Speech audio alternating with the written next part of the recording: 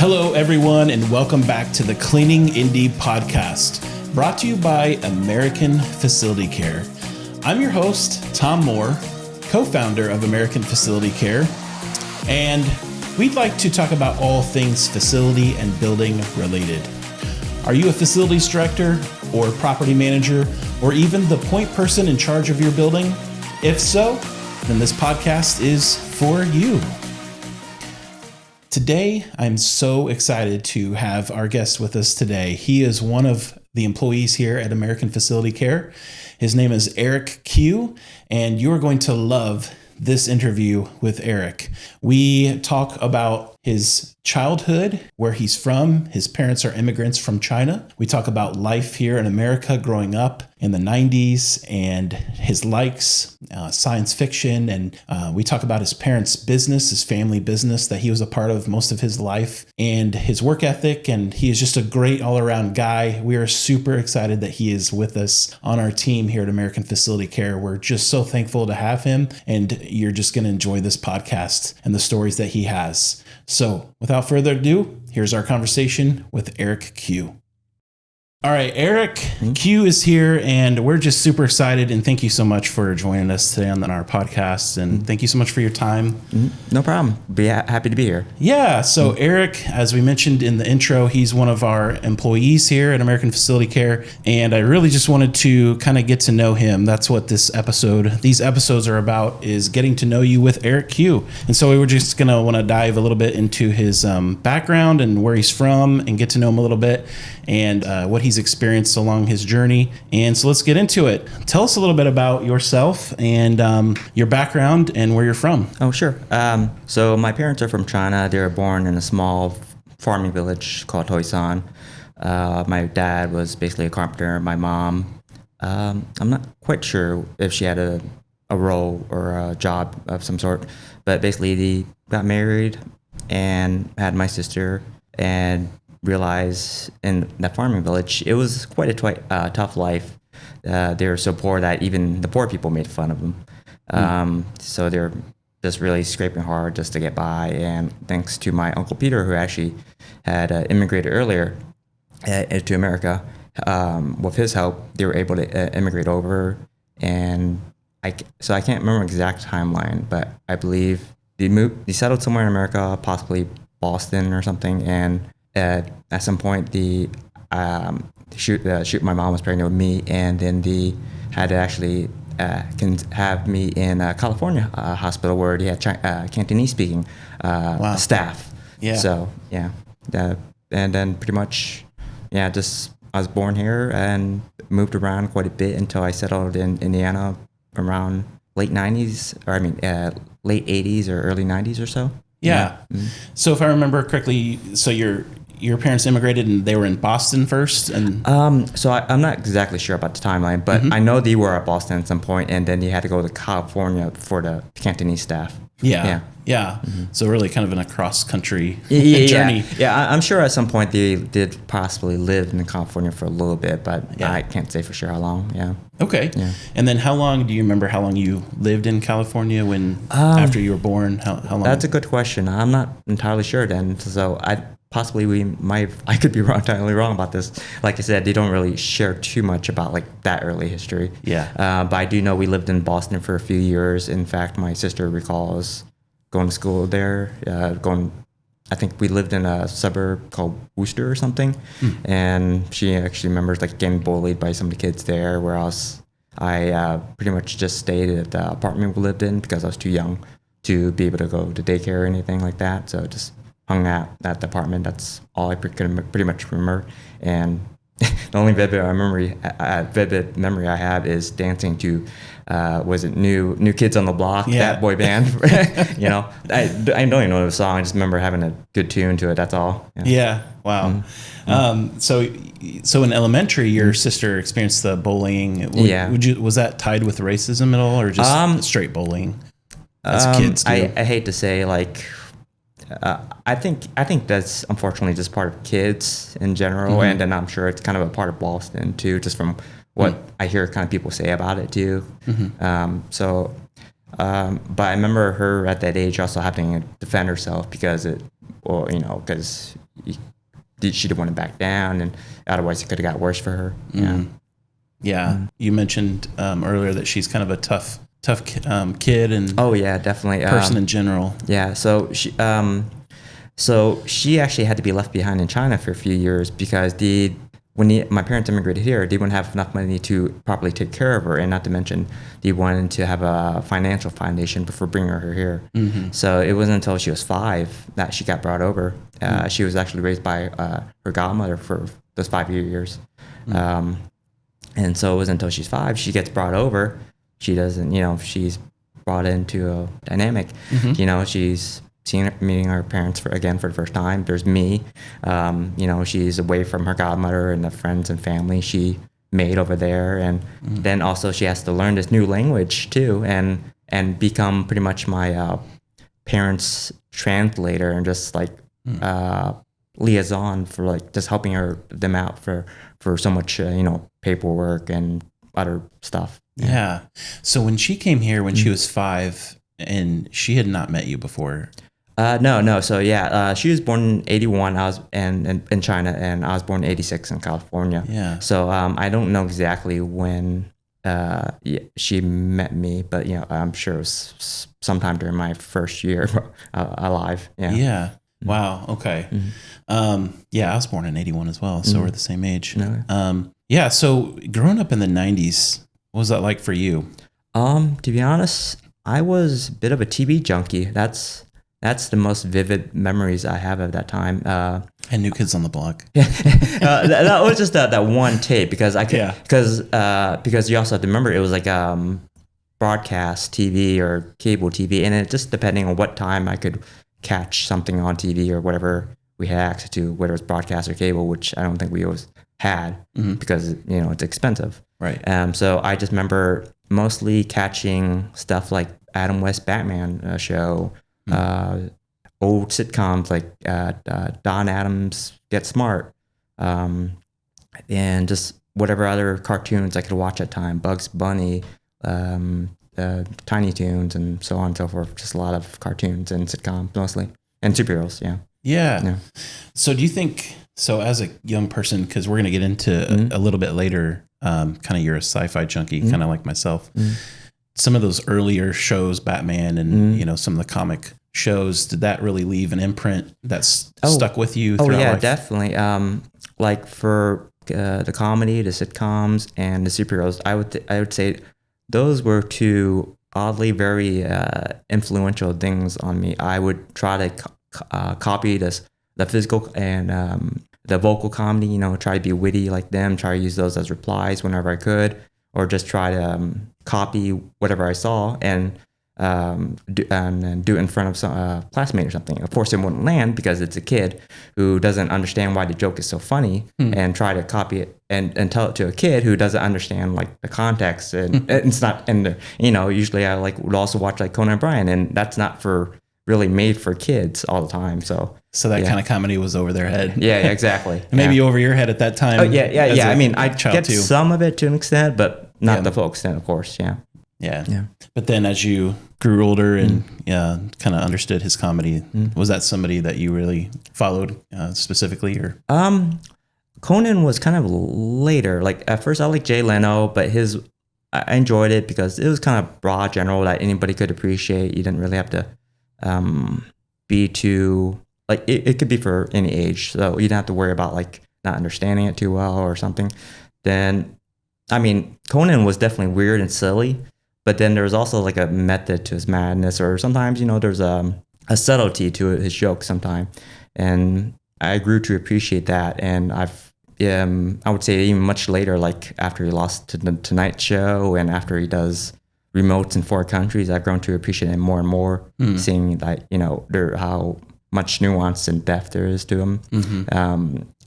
Like, for example, when he goes to a different country to do remotes, he doesn't make fun of people. I mean, maybe of certain like dynamics or quirks of that society, but it's not like a racist thing to it, a component to it. Yeah. It's just more like, why are you doing this? That doesn't make sense at all, even for your culture, kind of type of thing. And or he makes fun of himself. It's the joke's on him, so gives him kind of makes him vulnerable, kind of makes him feel more comfortable in a way around him. Like, so people are able to open him up around him, or at least feel less afraid of him.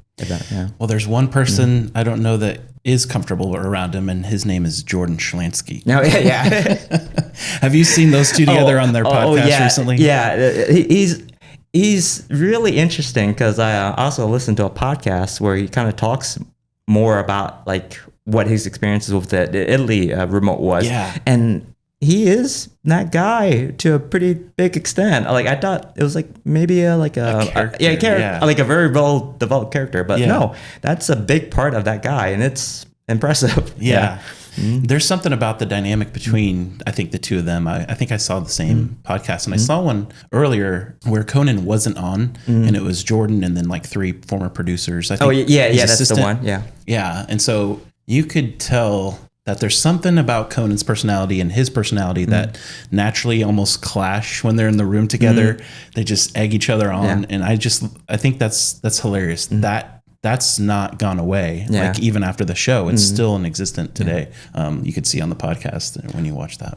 And what's more impressive is like, I mean, hopefully it's not like, there's not like a toxic relationship between the two, but from what it also seems like just from, he seems to have actual friendship or working relationship, positive working relationship of some sort, which is pretty impressive, given how Conan's basically using Jordan for or how he's treating him on these remotes and skits and stuff.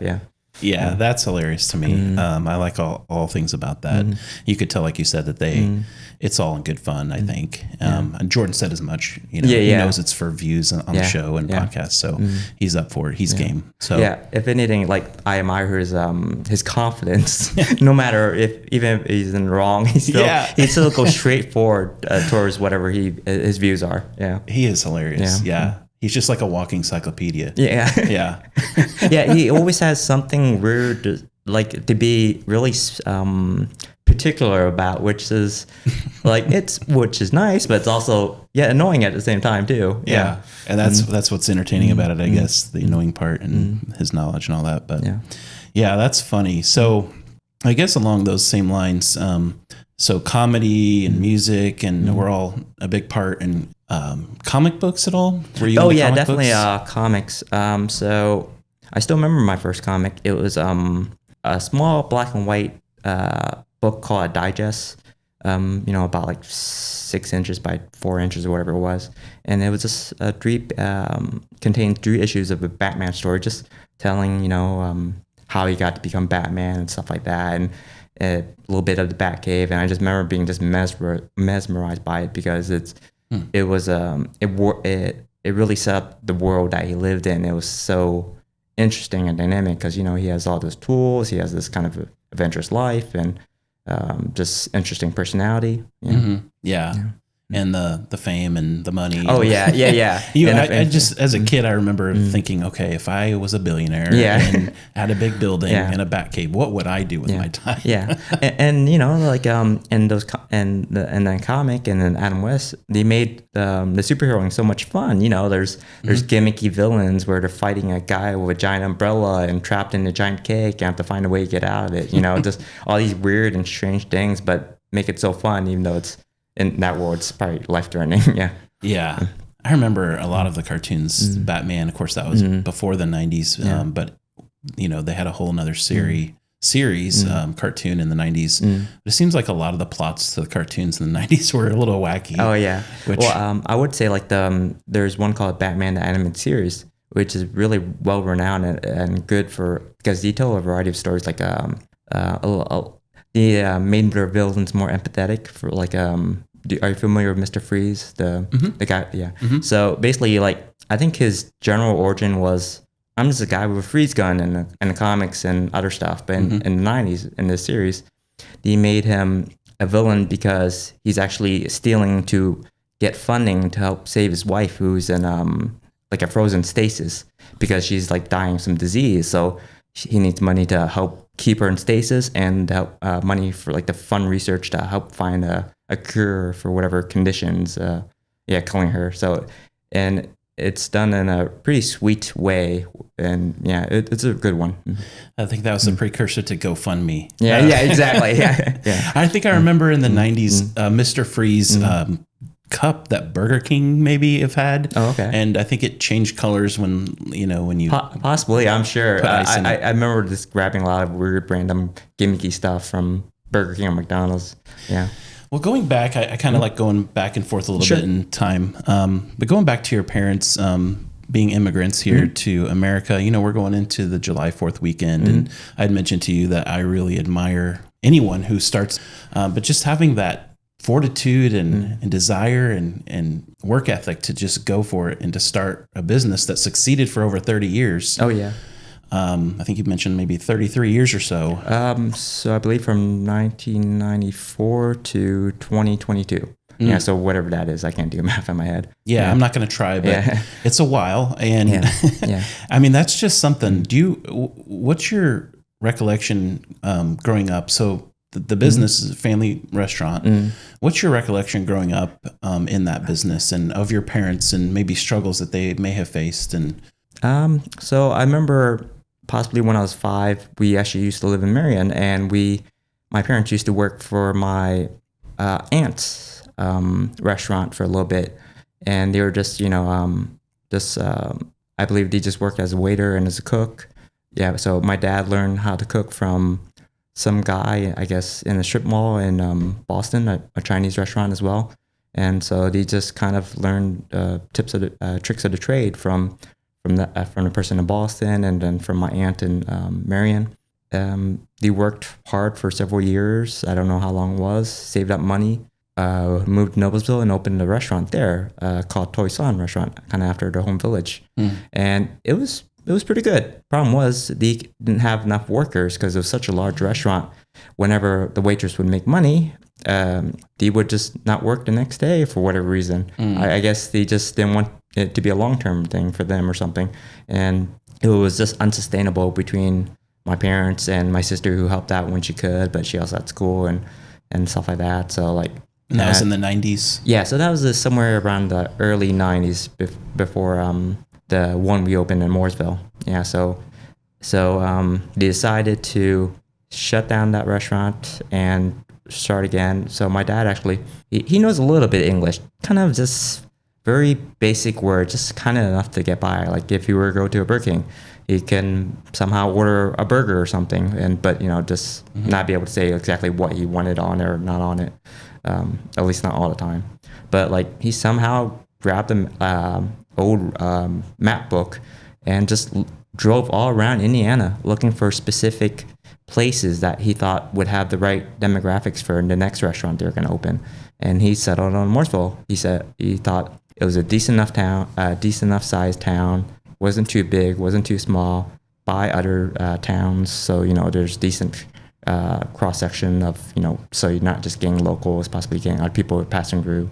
And he spent all the money they had, they maxed out the credit cards, and opened what would be a Hong Kong restaurant in 94 or so in Mooresville. And I still remember the first few weeks or days, whatever it was, people were literally lined outside the door. Yeah, I don't remember much of inside, possibly because I guess I didn't want to be inside of it when that was going on, or actually I think I was probably just out exploring too, because it was a new place for me. Yeah. So, but yeah, it was lined outside the door, and we were pretty lucky to just keep going with that place, because if that failed, we pretty much just been up to our neck in debt and have to figure out something else or work for someone else, because we were just living in a small apartment at that time too. Yeah. Now, are you currently living in that area? Oh yeah, I still live in Mooresville. Yeah. What do you know roughly what the population guesstimating?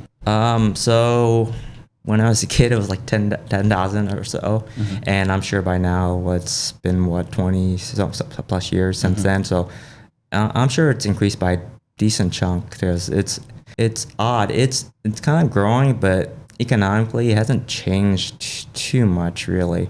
It's like Plainfield and other areas have kind of grown and developed a tad more in certain ways than Mooresville has, at least internally. I mean, there's warehouses around it, But in terms of the town itself, it's not that changed that much. Yeah. What do you think the competition was like in the Chinese restaurant Oh, space? we're lucky.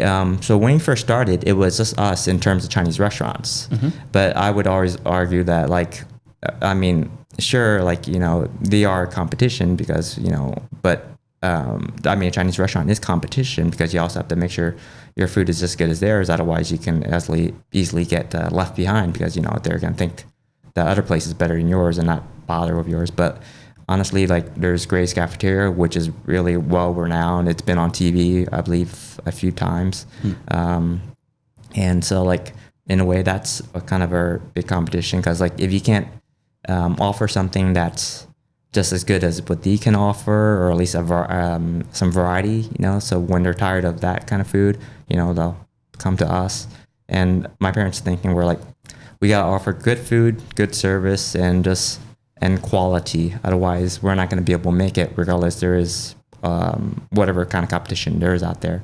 And now there's actually quite a few Chinese restaurants. There's, I believe, 2 buffets and a kind of a Chinese-Japanese hybrid restaurant there now. And so, yeah, but, you know, we managed to do okay until we closed. And the only reason we're not closed, we sold the restaurant, is because my parents were getting older, and my mom, especially in particular, wanted just to move on from business.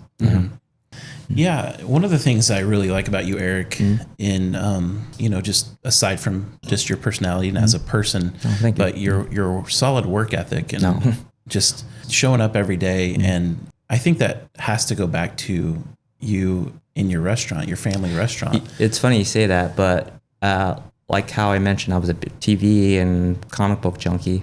I avoided work as well. Well, I also have social anxiety too, which I didn't realize at the time because, you know, there's nothing to Google, and even if I did Google it, I wouldn't believe it.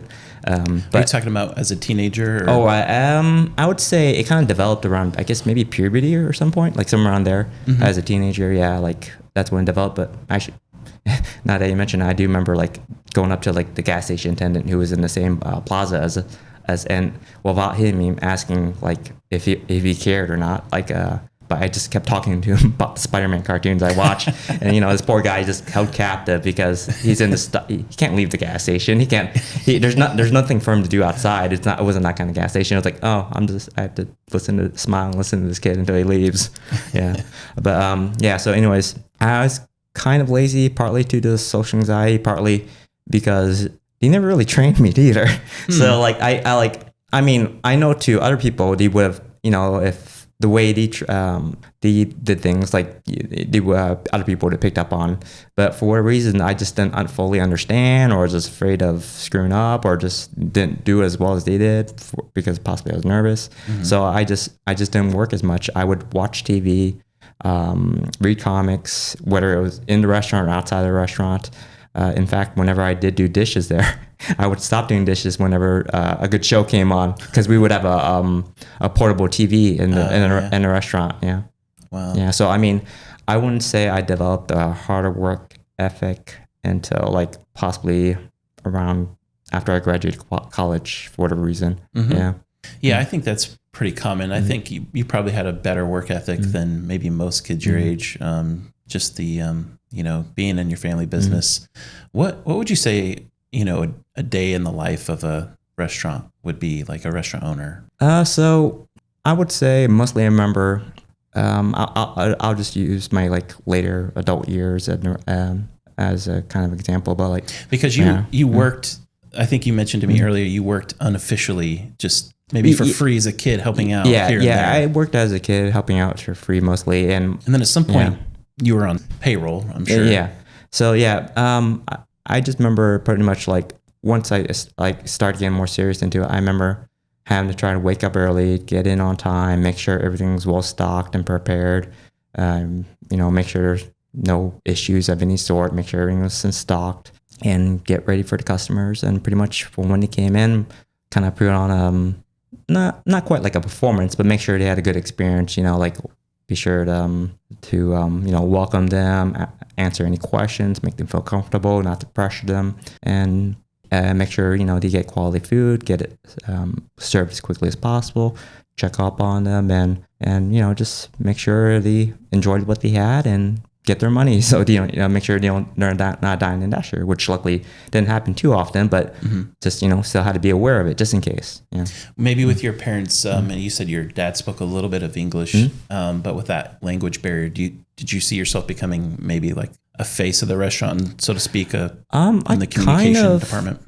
So my sister was much better at being the face of it. She was partly because she was kind of forced into the role, and partly because she accepted and liked the role too. So she would actually use her own like social media to actually kind of share about the restaurant as well, and to interact with the community. And it was pretty interesting because like she's a bit of a face. She likes Facebook. I don't know if she still does, but like I remember she would use it to like learn more about the community. Treat people to meals if they were dealing with some kind of hardship. Offer certain items if like bedding, if they lost their house in a fire or something like that, if she had something to give them. For me, I kind of in a way became the secondary face of the restaurant. So whenever my sister wasn't at the restaurant or whenever I dealt heavily more with a customer, I kind of became the face to them. And it was nice because, so like with my social anxiety, like I think how I felt about customers at a certain point was like, I think I kind of hated them, resented them in a weird way but really it was just more insecurity with dealing with customers because I didn't know how they were going to, treat me, if they'd accept me kind of thing, or like hate me kind of thing. So it made it easier in my head to like hate them before they hate me. So, but like after I started learning about certain customers, like about what kind of hardships they go through or what kind of person they actually are behind like what looked like an RBF face, I got to see them as more as human and be more, try to be less judgmental and try to be more open-minded and less presumptuous and just try to be more inquisitive. So I got to know people and grew to like a lot of people as well. So like I guess that's kind of how I became the secondary face of the restaurant as well, because whenever I see a certain person, like, oh, hey, it's you. I want to give you a good experience because I know what tough time you're having, or you're just a nice person, just want to make a nice day for you. Yeah. That's interesting that you say it's all about the experience. That really hits the nail on the head. I think especially in the restaurant industry, but really any industry that you're in. I mean, your customer has to have a good experience. I remember going to a fancy restaurant downtown Indianapolis for my wife's anniversary. And when we walked up to the door, somebody, the manager or whomever, they opened the door and welcomed us in. And then there's a host there smiling and taking us to our seat. And it was a nice, cozy area, not too far away where we felt like we're on an island, but it was a nice, comfortable area where we could have some alone time and talk. And the experience is what made that. And the food is a huge deal too. Oh, yeah. But in your restaurant, what would you say, maybe you've already kind of touched on it, like your favorite part about your restaurant and then the hardest thing or your least favorite about working in the restaurant? I actually liked a lot of the healthier meals because and not necessarily food, but the food too. Yeah. I want to hear that. Yeah, sure. But the experience too. Oh yeah. For the experience, honestly, I liked doing something for people, like whether it was a customer I like, or if it was a customer who was having a tough time, or I give kind of like a semi-recent example because I helped out at my sister's restaurant. I saw a teenager who I kind of knew as a girl, and I knew she liked a teriyaki steak appetizer as a kid from the old restaurant, and I guess she just also I didn't get to see her often because she actually lived in India and like just kind of I guess came back and forth between America and India or whatever it was. And so I hadn't seen her forever until my sister's restaurant, and she became a teenager. So I asked if she still wanted a teriyaki steak appetizer, and she did, and she lit up when I said that. And it had been years, and I unfortunately don't remember her name, but like for whatever reason I remember that she liked that. Wow. So how many years was that? At least 10? I would say I wouldn't say that long. I'd say like at least 2 or 3, whatever. She wasn't, but it's still. But but yeah, so like she ordered one turkey steak appetizer and I gave her two on me secretly without her knowing. So like I like doing stuff like that, you know, if it's for a certain customer, because I don't know, it just I don't know. I think it just has to do with how I kind of grew up, like feeling awkward or out of place, or just I just want to make people feel comfortable and accepted for whoever they are, and just have a nice time. You're treating people the way you would like to be treated. Yeah, basically, yeah. Mm-hmm. That's good. Yeah. So you mentioned that your parents retired around COVID. COVID was maybe kind of a catalyst for that. Oh, so it was kind of like my mom retired around 2022, but my dad didn't want to retire. It was just, unfortunately, my mom just didn't want to do the business anymore, and just it's kind of hard to run the business without her. But then when my sister started up her new restaurant, it was a smaller place and easier to maintain without a bigger staff. So my dad was more than happy to jump back in, because as much as he likes this gardening and watching his shows, he prefers to be working whenever possible. Yeah. So are you talking about the restaurant that she currently Oh yeah. So owns? the current restaurant right now is called Bing's. Yeah. Yeah. After her name. And where is that located? Oh, in Mooresville. Mooresville. Yeah. Okay. Yeah. And your dad came out of retirement and he's now working with her. Okay. Yeah. Very good. During the time of COVID, there was a lot of negative undertones, and even, a racist attitude against Asians across the globe and here in America as well. Did your family ever experience anything? So I can't speak for my parents because, unfortunately, they're kind of secretive whenever it comes to something that negative that might happen, because I think just how kind of their generation was, like, if something happens to you, you just deal with it and move on, kind of thing. But my sister, whenever she did unfortunately have a negative experience with some shopper when she was checking out and giving her some racist spiel, like go back to your country or whatever it was, and my sister wasn't having it, and just shared her experience on Facebook, and luckily there was a lot of supporters for her. I've been fortunate during the time of COVID. I haven't had any racial experience. I think it's because I'm a kind of biggish dude, so people are more unlikely to do it. More unlikely to be racist towards me directly. Yeah. But the funny thing is, like, if it happens, I don't know how I'll quite react to it, to be honest. Yeah. That's sad. That's unfortunate. Yeah. I hate that that happens, anywhere. But I hate seeing that. So you went to Indiana University and you earned a Bachelor of Arts degree, and I'm trying to remember. It was something with the travel. Tourism management. Okay. Yeah. So actually, funny enough, like because of my anxiety, I did not know what I wanted to do, because pretty much my anxiety kept me inhibited from doing a lot of things, because I didn't want to do something unless I thought I had a decent chance of succeeding. And honestly, the only reason I went with tourism management was because my sister picked out a book. It sounded okay. Luckily, it was an easy enough major that I was able to get, I think, whatever the secondary level of honors was in that major, and I graduated. But I didn't know if I really wanted to do that field of work. And I did try looking for work in that field, but partly because of my anxiety, I wasn't able to find anything. And honestly, I don't think it was that good of a degree. At least, like, it wasn't. I'm sure it needed.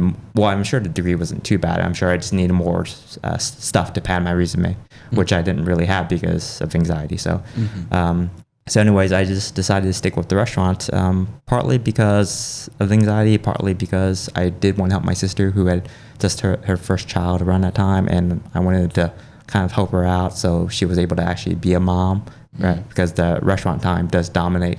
At least our restaurant did dominate a big part of our lives. Just the amount it took to work it, because for my dad, his hours be like 9 hours minimum, and to up to 12 sometimes. At least at the start it was, but still be not at least minimum 9 hours for him. And for me, it would also be like a minimum 8 hours. And I got lucky. Like later on, I would get some time for breaks because I just wasn't able to keep up with it. But it was still tough even with the breaks. Yeah. Mm. You've mentioned to me that you're super close with your sister's kids. Oh yeah. How many again does she have? Oh, she has 3 right now. So Okay. the first one, Peyton, was born in 2007. It was kind of scary because pretty much, like I said, my anxiety and my shyness just kept me from really experiencing or knowing much about life. And so I pretty much just relied on TV and comics and books or whatever for like guidance about life and just understanding things. Mm-hmm. And so pretty much all I knew about kids were from whatever I caught on family sitcoms. And your experience as a kid. Yeah, my own experience Yeah. as a kid. But of course, I only know like, post diaper age, like Right. what you're supposed to do. And here I'm responsible for a baby, and I'm scared. Like, oh, I don't want to get this little guy hurt or killed because of me. So so it was definitely scary and quite a learning experience. But So you're kind of like a dad to them in a way. I would say that's a bit of a stretch, but Okay. I would say I do feel. I mean, I'm not saying I was the best uncle to them, but I do feel proud to be an uncle to them. Like, I don't think I was the best uncle, but I am proud to be an uncle of them because they're such great kids. If anything, they actually taught me a lot to be more mature, more responsible, and just to kind of be more appreciative of things and childlike. Yeah. Yeah. So in your search for going back to your degree and then kind of your anxiety kind of stopping you from pursuing that further, you kind of came across us on Indeed, I think. Oh, yeah. And you applied, and I'm super thankful we hired you. What was that process like for you, your onboarding and kind of how things got started with your training, and how long was that process, and what are your thoughts on that? So I was kind of anxious, not particular because of anything of you or the line of work itself, just more like just creating various thoughts of like what could go wrong or what hazards that might be due to the job. But like you pretty much helped me walk through it, and just helped me. I just remember just being very warm and making it very easygoing. And so, like very stress-free, that I was able just to get out of my head and most of my various anxieties. Unfortunately, just regardless of how comfortable a person or the environment could be, unfortunately, there are some base level anxieties. But I was able enough to just focus and just get out of my head and just be able to easily take to the job after a while. And if anything, it took a bit of time just to figure out my own way of doing things, but like. Now it's just a very smooth process. No matter how tired or maybe, I know how to do things and get it done easily. Yeah. So with the training and onboarding with somebody who's there and training, there's always like a balance between being a micromanager and not being there enough. Yeah. It seemed like you may have had experience in the past you were telling me about at a previous job where the onboarding or the training just wasn't there all the way for you? Yeah, so I used to work as a stalker, and they kind of told me a few things here and there, but like I still didn't know quite the full extent of like certain personalities you kind of have to deal with in the back room, the manager of the back room, the vendors, then the back rooms manager, and just like all those various stuff like that. And not to mention it's a multi-billion company, whatever it is, so they want things done a particular way, and you can only do so much given with what resources you have. So it's kind of hard, to get it done if there's no space to put it at.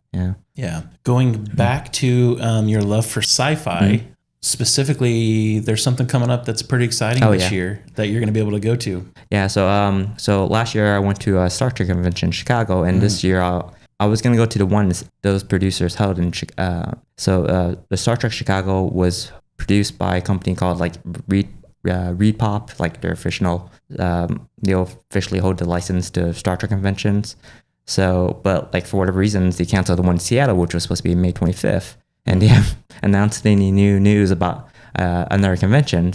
So I decided instead to go to the actual biggest, most popular convention in Las Vegas. I believe it's like Creation or something. And so it'll be my first time going there. We'll have pretty much various actors and creatives from Star Trek throughout the various franchises, and I'm pretty excited for it. Yeah, because it's pretty much like the Super Bowl of Star Trek conventions. Yeah. Do you know any names of anybody who will be there, cast members? Or Oh anything? yeah, quite a bit. So like from the original series, there's going to be George Takei, Walter Koenig. From Next Generation, pretty much everybody except Patrick Stewart, who I think is both given his age and just, I'm sure he just wants to move on to doing other things or just relax at home. Deep Space Nine, I believe it's most of Terry Farrell, Nana Visitor, and most of the Enterprise cast aside from Scott Bakula and most of the newer performers from the current lineup of Star Trek shows. Yeah. You had mentioned in the past, we were just talking about if you were to do a sci-fi podcast, what that would look like. And just curious if you've had any other thoughts on doing a podcast. Is that something that would be a possibility in the future for you? I've thought so. So like I tend to hyper focus, and as much as I like sci-fi, I really especially like Star Trek. So I was thinking of possibly doing maybe not majority be Star Trek, but it would be Star Trek heavy and just try and do just something that kind of just celebrates the franchise, my love for it, kind of just share like various things I enjoy about it or aspects that I think are problematic with it, or share various media from Star Trek that doesn't get enough attention. Like there's novels and comics. One of my favorite comics is one where the original series cast gets boarded by aliens that resemble domestic cats and that stand upright, but really they're scaredy cats. They appear intimidating, and they have these long rifle guns that they're the same size as domestic cats, and they just stand upright and have these long rifle guns, but they're scaredy cats whenever presented with a real challenge. Yeah. So just like various funny stuff like that. Yeah. Well, if you ever did start a podcast, I would listen to it. No, appreciate it. Because I find you super interesting with sci-fi. I have that same love of Star Trek. I'm not as knowledgeable on it, and so I can learn. Oh, I'm not either. I've always learned what I like, and I don't know everything though. Yeah. Yeah. Well, I think that's something I've heard anyone say, that if you have something to say, there are people who want to hear what you have to say. And I think that's true. I could see you being super successful with a podcast. We'd love to help you out any way we could if you ever wanted to do that. I appreciate it. But Eric, thank you so much for your time. Oh, no problem. Thank you. I can't tell you enough how my wife and I are super excited that you chose to work with us. Oh, thank you. And we're just really thankful and kind of lucky and blessed to have you on our team. Oh, thank you very much. Appreciate it. Yeah. Thank you so much for your time. Thank you.